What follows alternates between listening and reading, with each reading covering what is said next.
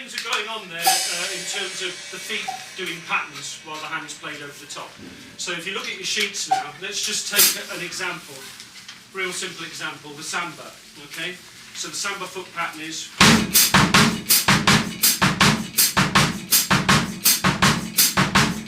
Now, coordination just comes basically from first going your way around this completely.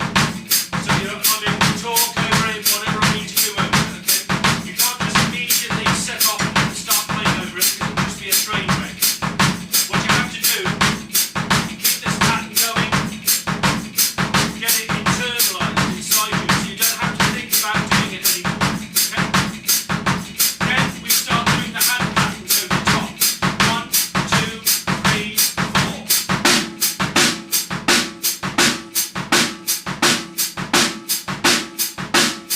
Pattern 1. Then we go to the offbeat, pattern 2.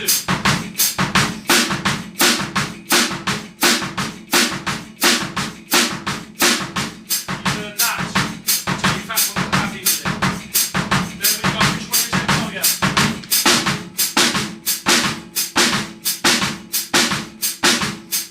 That's the yanda, the yanda, the yanda, the yanda, the yanda. And then finally.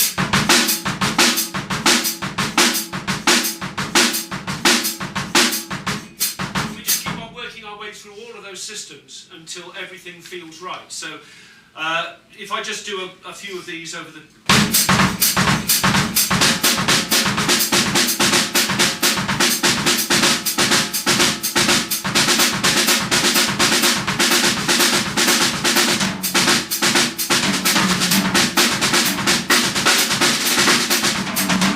And that's the way you start building up these patterns.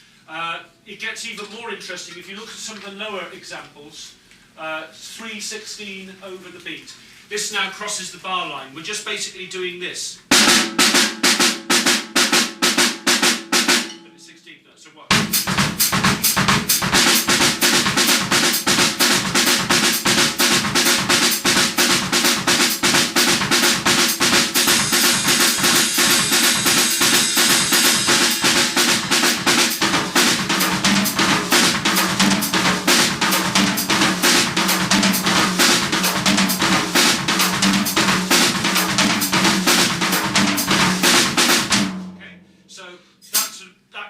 Over syncopating. It's basically what they call a polyrhythm, 2 rhythms going on at the same time. Let's take the second example. This is more complicated. This is in 5/16. So basically 1, 2, 3, 4, 5, 1, 2, 3, 4, 5, 1, 2, 3, 4, 5, 1, 2, 3, 4, 5.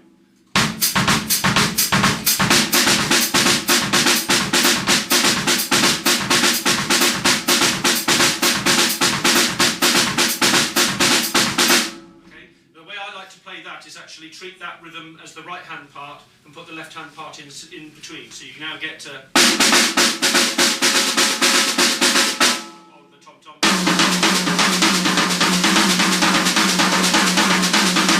That's sometimes called a paraquin, and it's like the first 5 beats of a paradiddle for the drummers in here. Just loop round and round. So let's just hear that over the samba ostinato.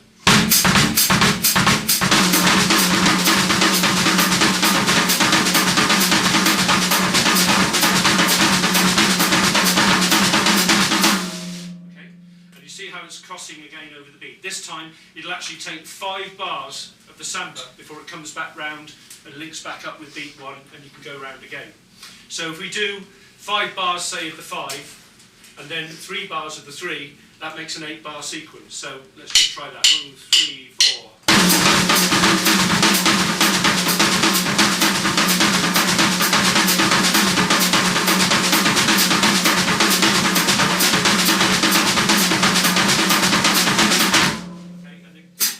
Round and round and round and round like that. So it's getting used to playing these patterns. It's also great to learn to play things like paradiddles over it. So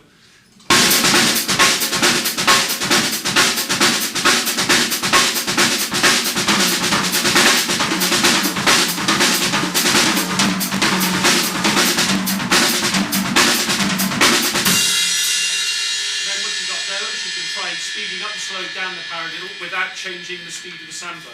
That starts where it starts getting really tricky, but it's good fun.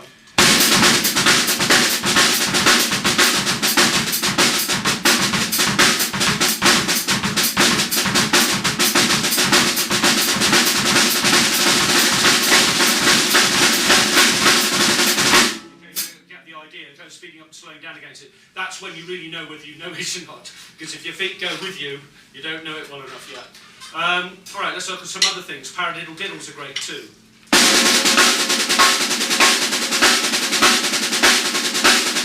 Okay, so let's check that out.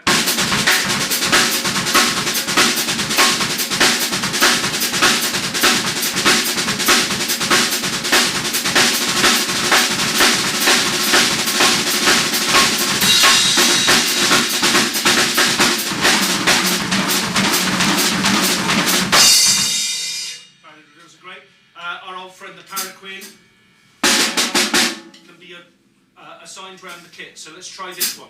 Okay, it's basically moving between the snare and the floor tom. So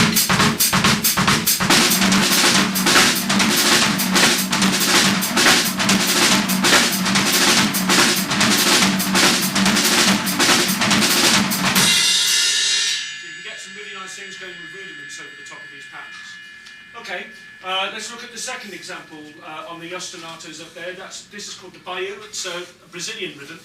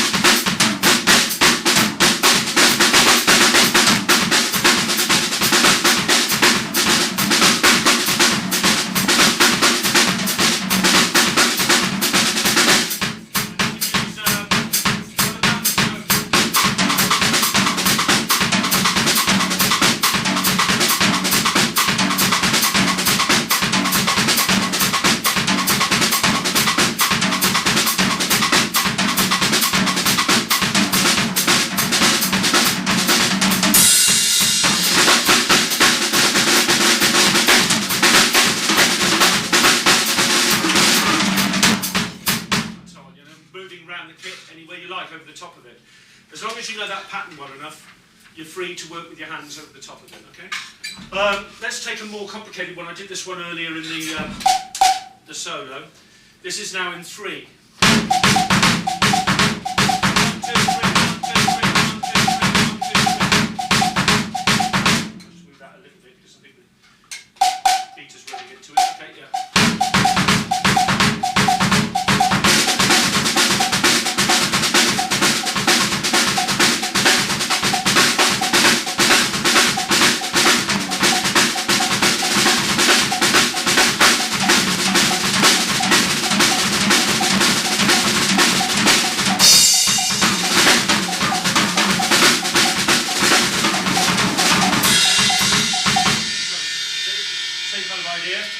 Another one I did for a while is a more complicated one. It's called a 2-3 Rumba clave. Anybody heard of that? 2-3 Rumba clave goes da da da da da da da da da. So the typical way you learn this, the way I learned it, was learning to do a songo, which if you've done songo before is.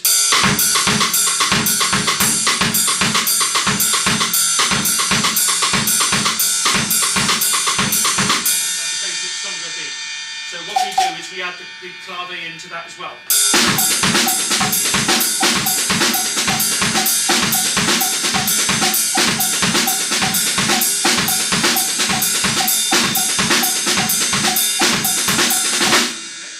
And then you start learning again to practice over it, practice different things over it. So.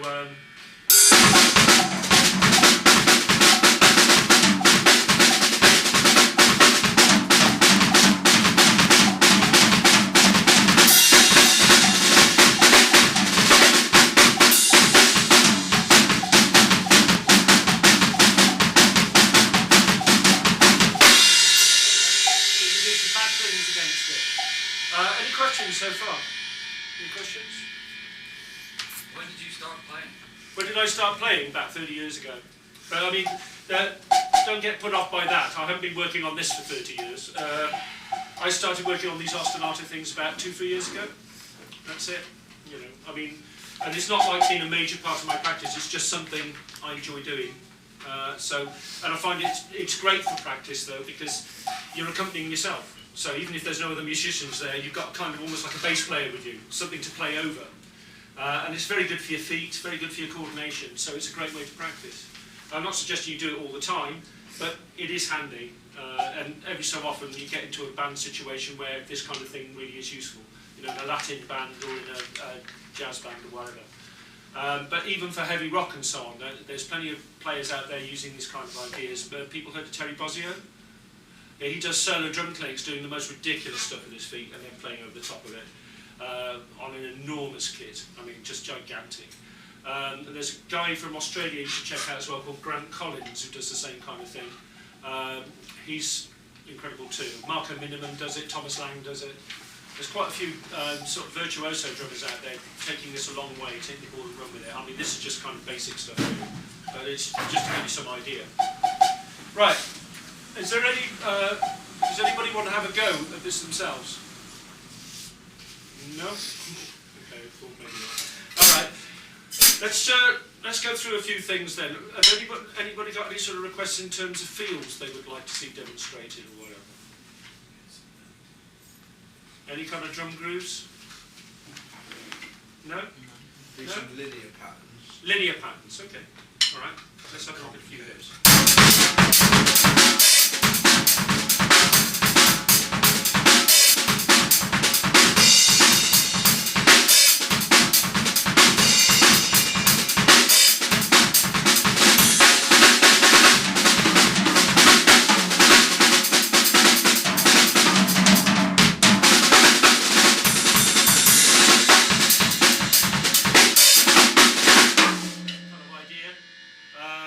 Let's see what else we got. Oh yeah.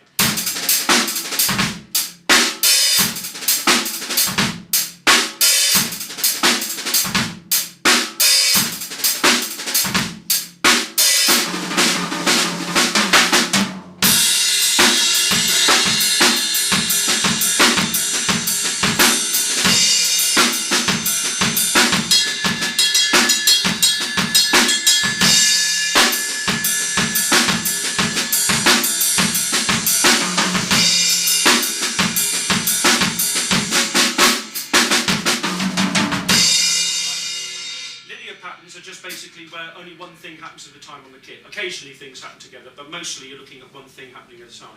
So let's look at a simple way to construct a linear rhythm. Most of the drummers here will be familiar with doing a rhythm like this.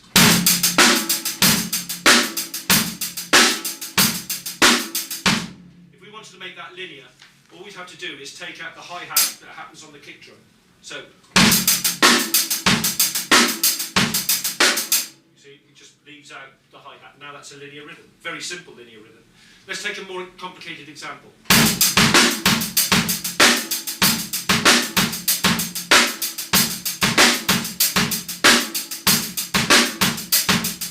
Okay, we'll make it linear.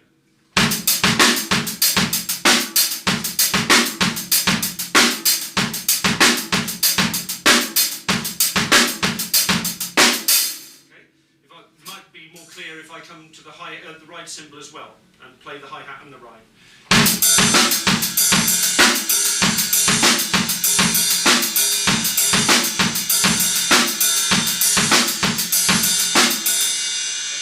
There's a particularly nice example which I worked on with Jason Bolt for the rhythm articles we started doing now. This is groups of 7 linear. What we're going to do is we're going to play 3 with the hands. Kick, 2 with the hands, kick. So the whole thing goes right, left, right, left, right.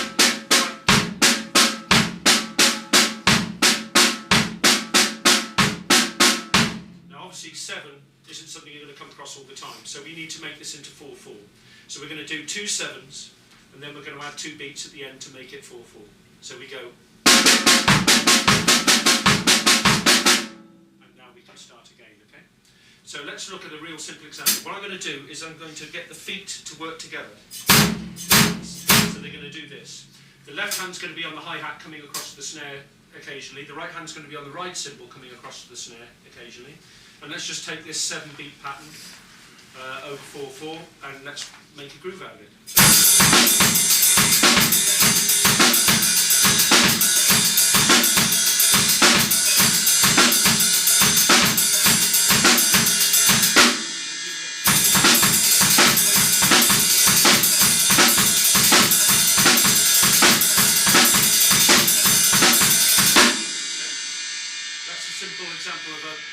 Linear beat. Let's turn that now into a more Latin-y sort of beat. You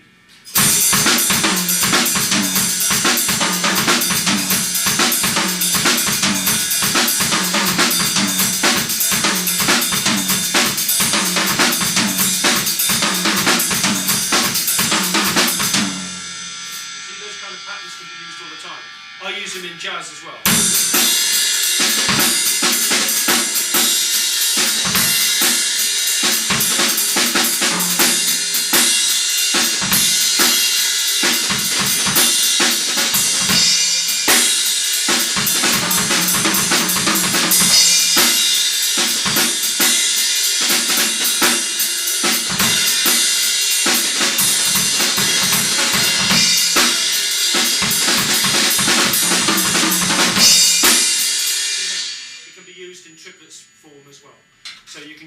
With these kind of patterns. You learn a simple pattern and then you run with it as far as you can go. One thing I do find a lot with people who are learning drums or any instrument is they'll learn one lick and they'll learn to do it one way. It's like taking your favourite lick off a drummer and, you know, right, okay, that's a good fill, I'm going to copy that. Without thinking of how far you could run with it. What are the other things you could do with it? I mean, let's go back to paradiddles a second. The drummers here will know, well, a lot of you will know that paradiddles are like the bane of your life. It's like everybody says you should do it, and half the time you're thinking to yourself, why? Why? I mean, you're given exercises sometimes by teachers like this, so that they'll go, right, I want you to... Okay, you move round and round the kit, and it's not too bad, because you're not having to move a right hand over a left hand or anything. It's a flow, okay? The same thing applies to paradiddle diddles.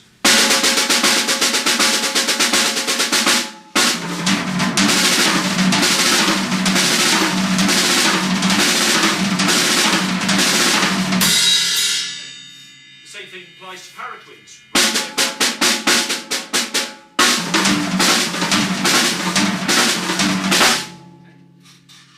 You can start getting into any motion you like, so you can say to yourself, right, there to there to there to there to there to there to there to there.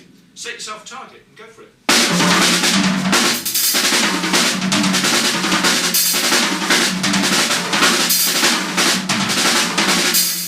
Just moving round from drum to drum. Paradiddles are great too. If any of you are into drum and bass, they're fantastic for drum and bass.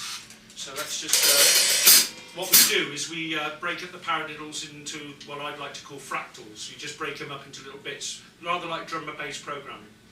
So the basic drum and bass groove would be a paradiddle.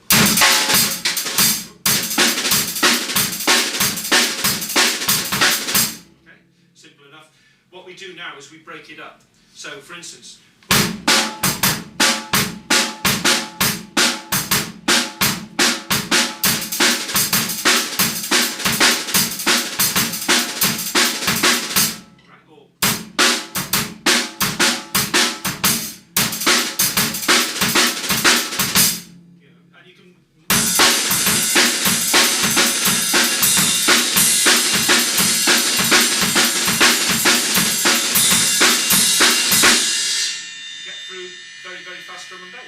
using paradiddles. Great fun.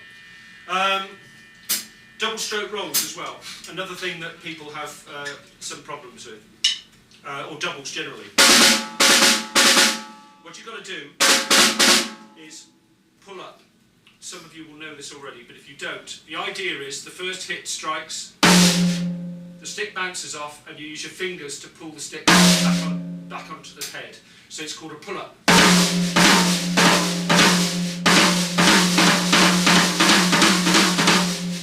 And you can actually see sit down there and you can practice really slowly, trying to make the second beat louder than the first.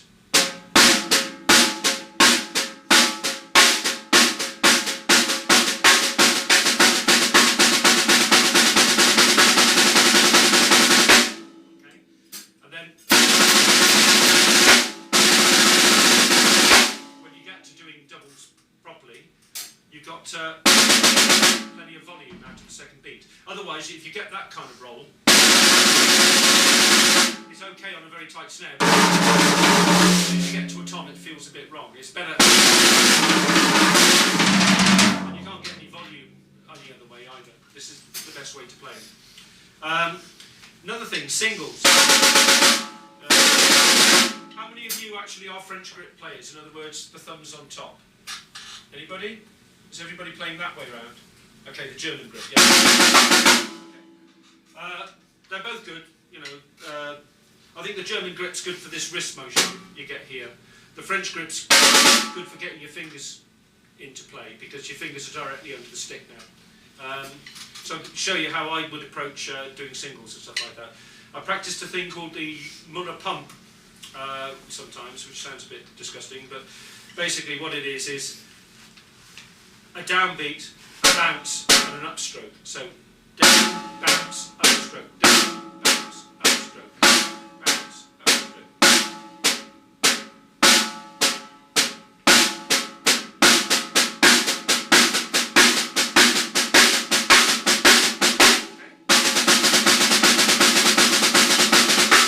Okay, and you can do the same with the other hand, and you can get your single stroke rolls.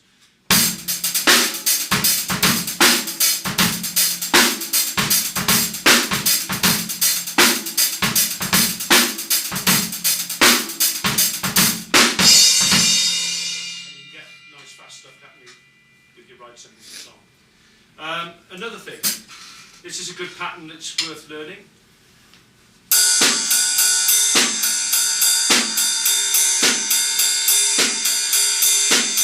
One meander, two meander, three meander, four meander, one meander,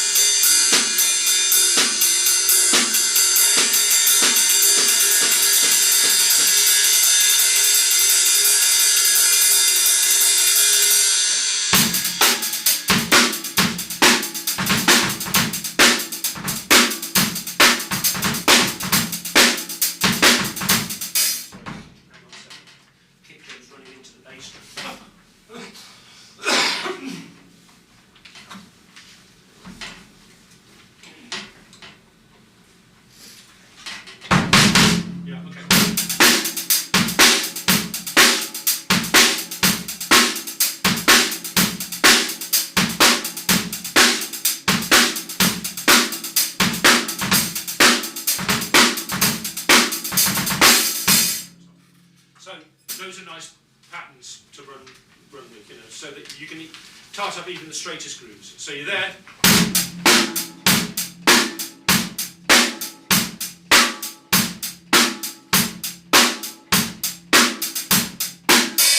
Even if you put it in once in a while, it's a really nice extra thing to put in. Don't be tempted just to use your left hand to do it, okay? It doesn't sound the same. It'll sound really a bit coarse. It's much better.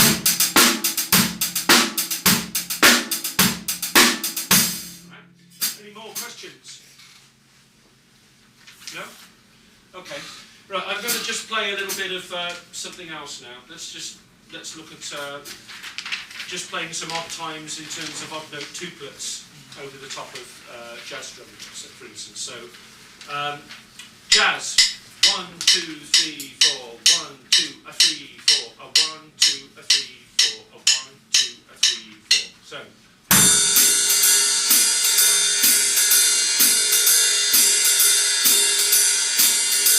Now, if you actually analyse that, it's in triplets. 1 and a 2 and a 3 and a 4 and a 1 and a 2 and a 3 and a 4 and a 1 and a 2. So you've got 12 beats in a bar. Okay? 12 beats to play with. So let's start subdividing those 12 beats in various ways. We'll start by dividing the bar up into 6 by playing every 2 beats.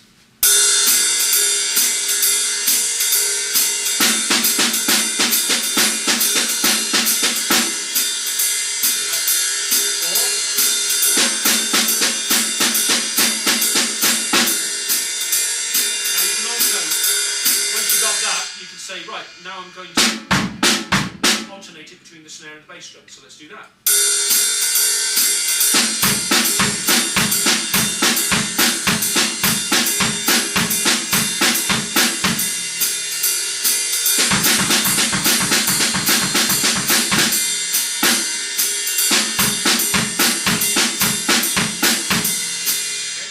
You're starting to get a kind of second rhythm going alongside the first one.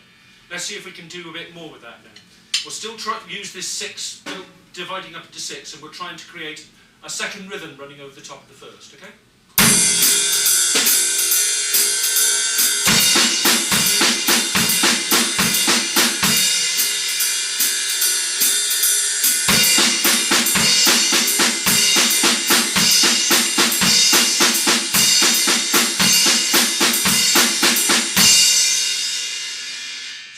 Creating a second time signature inside the first one. And this can go much further if you want to. Let's take a more complicated example.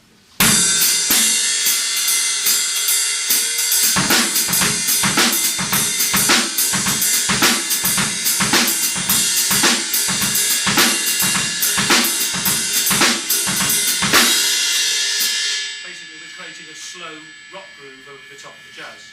Okay? And you can, there's jazz drummers out there that do this kind of thing all the time. There's another thing you can do which is called tripleting the triplet. So you can actually go to 1.5 times the speed of the triplet by tripleting them again, which sounds really weird. Check this out. I'll play the ordinary jazz ride pattern and then I'll triplet the triplet of the jazz ride pattern. So 3 of them fit in a bar instead of 2. So instead of in a bar, you're going to get. So let's just check that out. 1, 2, 3, 4.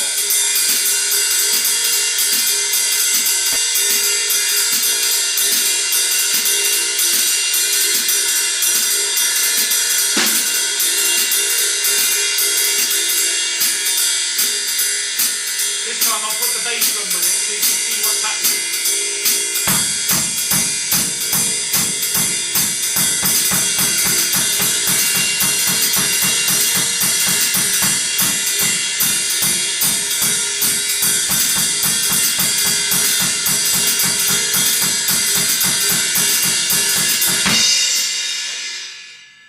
Drummers will use these ideas all the time. Let's look at another way of doing that. We'll take the Paradiddle diddle and do that in triplets.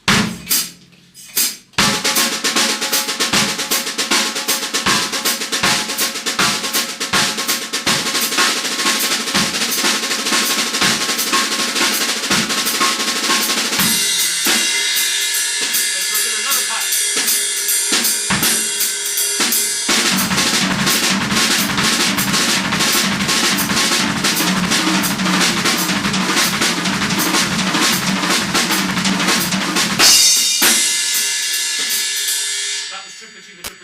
Using this pattern, right, 2 kicks.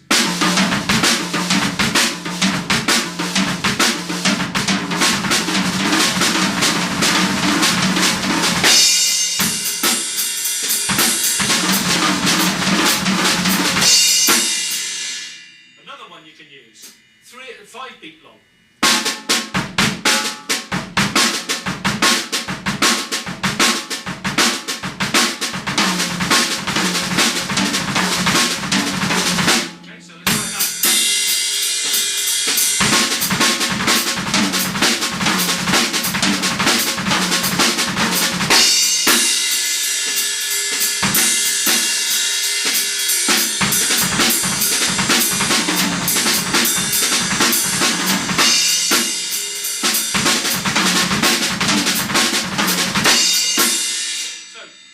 An example of 15 over 4, 3 groups of 5.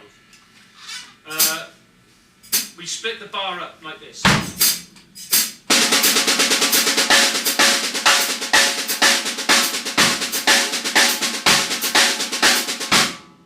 We're playing triplets. There's 12 of those in a bar. If you split them into 3 groups of 4, you've got 3 over the bar. Watch your game.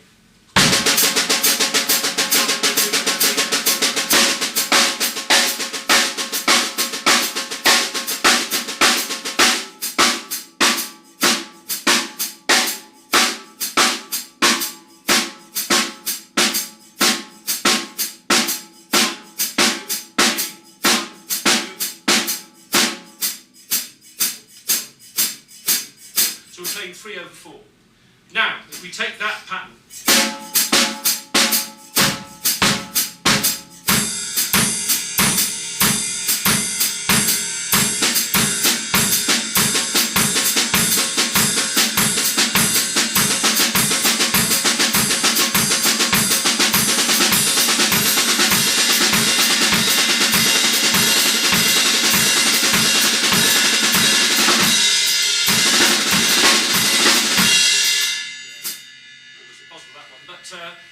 you see what happened? All I did was subdivide it different ways. So, let's look again. We've got that pattern, 3 over 4. Remember how we got there?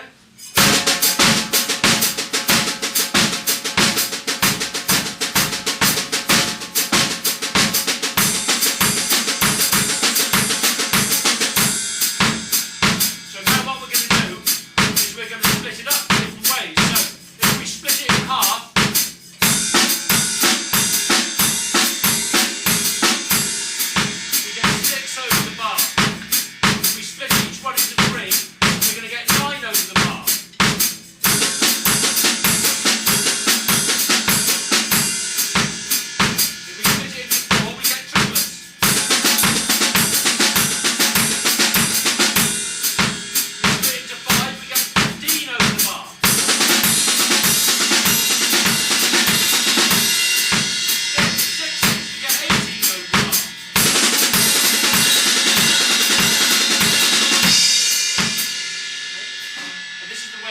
jazz drummers especially start subdividing the beat so you get something a bit more interesting going on.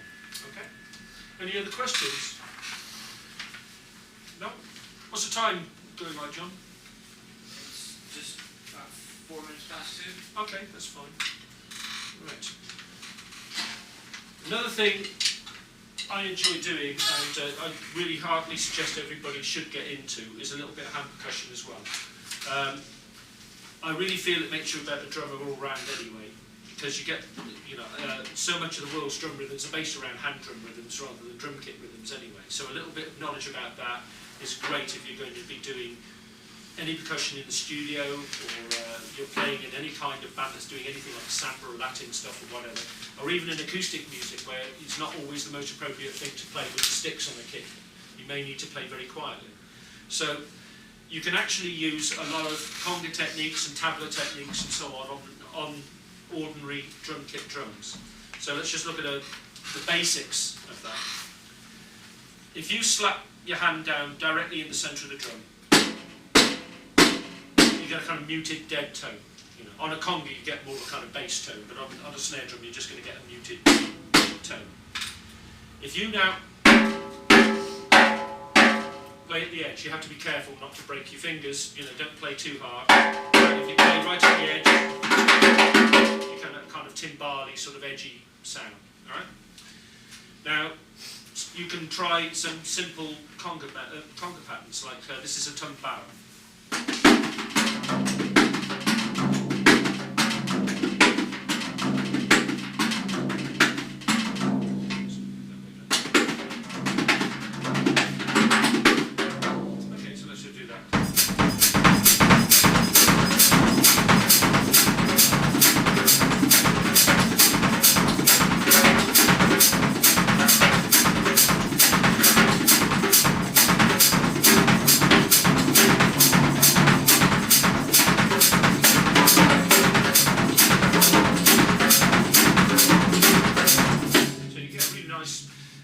Different kind of effect going.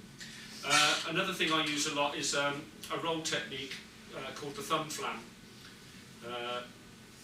which I'm not sure who else does, but I just came up with my own roll technique basically.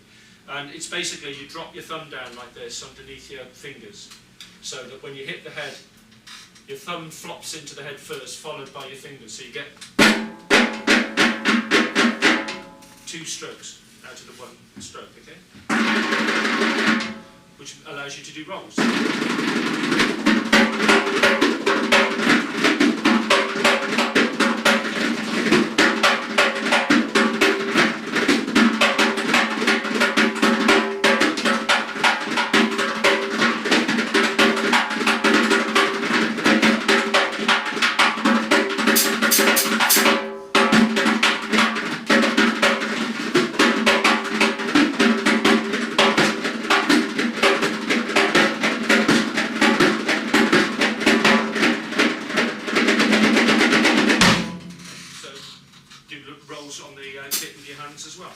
In fact, actually, I found I can roll faster with my fingers than I can with my sticks.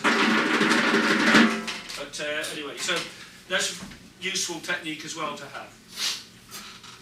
Let's look at some others. Drummers don't play enough number one with the snares off. It's a great different sound.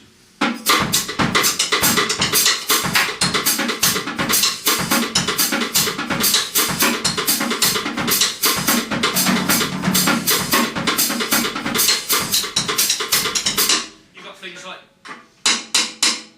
banging the stick while it's in a rim click position, like that. Or stick shots. Those are really good. Deadheading, which is like this.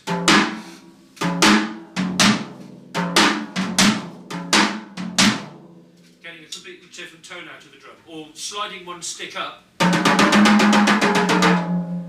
being able to change the tone of the drum as you're playing, which is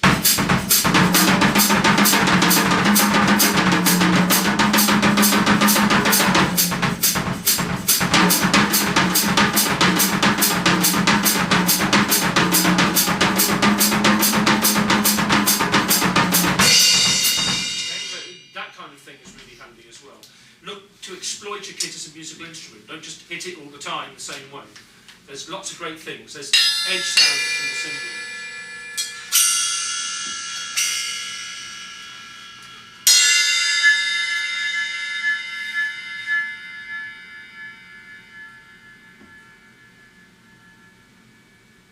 So there's lots of lovely sounds there. You just got to discover them. All right? The rims.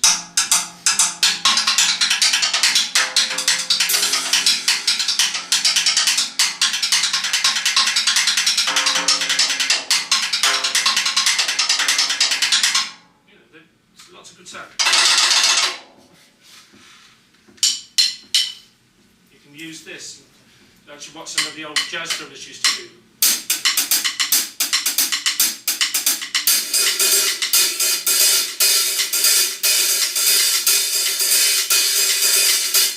Okay. There's so many. You play the cymbals upwards.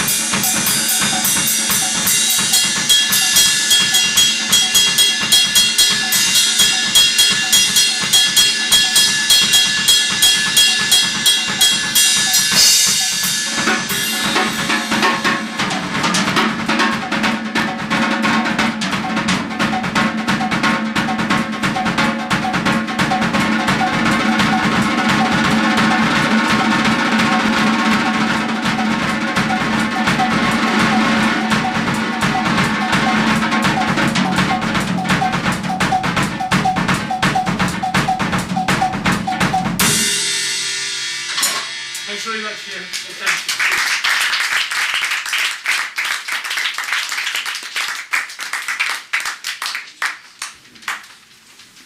I've got a quick question for you before we walk off. With, like, does your muscles really start engaged doing like that samba rhythm? How do you hold your foot on the pedal? Flat footed for those. I'm playing rock, I'll play heel up, but any other style I prefer to play flat footed because it's better balanced, I feel better balanced. It's only a question of practicing that kind of stuff.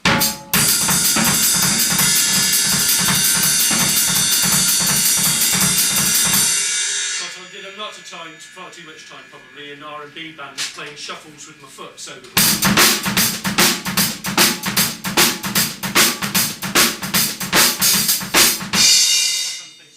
as you go on with that, you basically start, and after half a minute, your shin is killing you.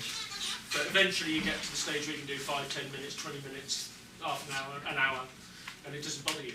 You're just building up strength and endurance in those muscles, so it's no big problem, really.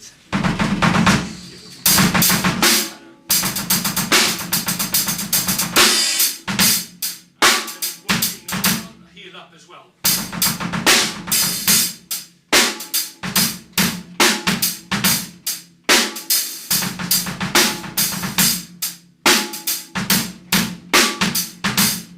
On the speed there as well, so that you can get what you need to get going. One good thing for all heel up players to try is sliding the foot up the pedal board to get doubles. So the foot starts here and slides up for the second beat. So.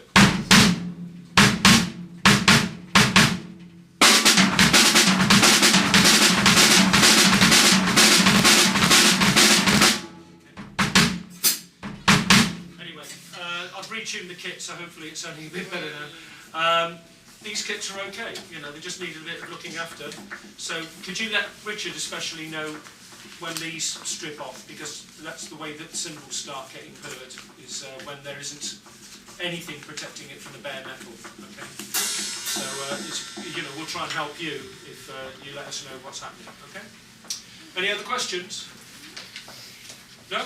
Any one thing you could tell guys that are just starting out that they could do, like, to start practicing? Okay, yeah, sure. The fact is, all of this stuff is great fun, but what's going to get you the gigs is being able to groove and play in time, okay? So it's sometimes not what people want to learn. Everybody wants to be the next Dave Weckl or Vinnie Colaiuta or whatever, but even they have to take care of business first. Having all of the technique and none of the feel is a bit like having all the cake, all the icing on the cake and no cake underneath it, all right? You've got to have the cake first, then stick the icing on. So one thing I would strongly suggest, the simplest possible rock groove is...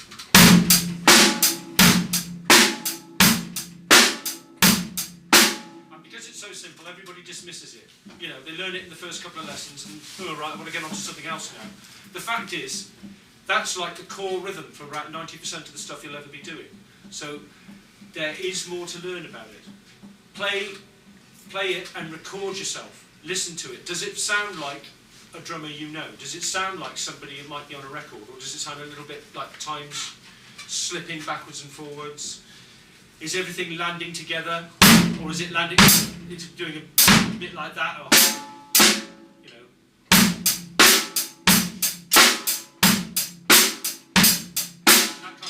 I'm exaggerating, but you know what I mean. You're looking for a flow, and the best advice I can give you is this technique which I was told about once called directed attention. What you do is you play a groove, it doesn't matter what it is, but for the moment we'll say it's the rock groove, okay? And what you're going to do now is you're going to move your awareness around the kit. You're going to move it to the hi-hat for a few bars. You're going to concentrate on the hi-hat. How even does it feel? Does my arm feel relaxed? Am I got any tension there anywhere? Does it feel comfortable? Is it sounding good? Am I playing it consistently? All that stuff. Then you move your attention to the snare drum. Is the snare drum consistent? Is it banging on right in time with the hi-hat?